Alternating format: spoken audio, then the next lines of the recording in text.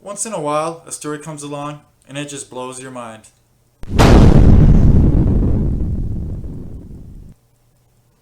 Now, I'm not going to lie to you. For a long time, I thought Julian Assange was controlled opposition, like some others. But he is giving me some serious doubts about that for what he said at a press conference in December 2016. I am just going to read the highlights of it, but I will leave a link below so you guys can check it out for yourselves. So Julian basically started by telling the German press that Russia was no threat to America. This was only perpetuated by the media and both parties, Democrat and Republican, and also the White House. Now this is where it gets interesting. Where he goes, however, another country that has interfered in US elections, has endangered Americans living or working overseas, and has corrupted America's legislative and executive branches, has exploited that corruption to initiate legislation favorable to itself, has promoted unnecessary and unwinnable wars, and has stolen American technology and military secrets.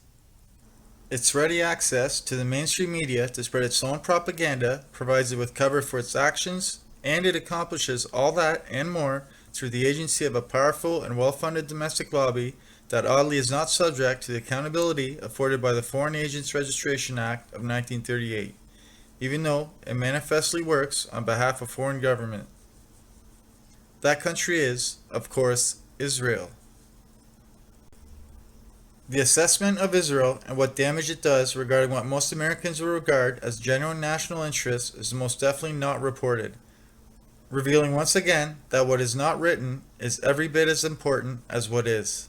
I would note how what has recently happened right in front of us relating to Israel is apparently not considered fit to print and will never appear on any disapproving editorial page. Just this week, the Senate unanimously passed an anti-Semitism awareness bill, and also by a 99-0 vote. I actually just made a video about that. I'll leave a link for that below as well. The anti-Semitism bill makes Jews and Jewish interests a legally protected class immune from any criticism.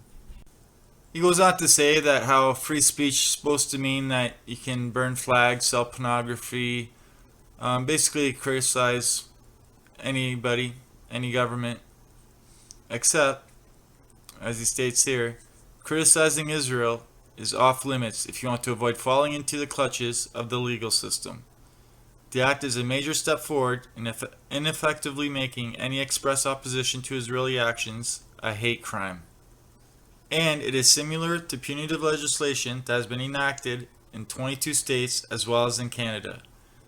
It is strongly supported by the Israel lobby, which quite likely drafted it, and is seeking to use legal challenges to delegitimize and eliminate any opposition to the policies of the State of Israel. As the act is clearly intended to restrict First Amendment rights if they are perceived as impacting on broadly defined Jewish sensitivities, it should be opposed on that basis alone, but it is very popular in Congress, which is de facto owned by the Israel lobby. That the legislation is not being condemned or even discussed in the generally liberal media tells you everything you need to know about the amazing power of one particular unelected and unaccountable lobby in the US. It gets even better, folks. As Assange also went on to say, he had more revelations to come. He would not be making any major announcements, asserting that there would be no point in making such revelations at the time when most Americans would be sleeping. I assume he's referring to the recent election. So once again, I'll leave a link to this article and also leave a link to the video that gives you more details about the HR 6421 bill that they passed. And I think you'll be surprised at what they consider to be anti-Semitism. So,